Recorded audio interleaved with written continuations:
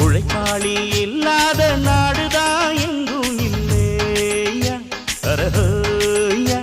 அவன் உழைப்பாலே பிழைக்காத பேருதான் எங்கும் இல்லையா அரஹோயா அர சாமியோ சாமி அப்படி இருந்துட்டா காமி கூலியோ கூலி எங்களை நம்பித்தா பூமி பிறர் வாழ்வதே எங்க வேர்வையில் தான்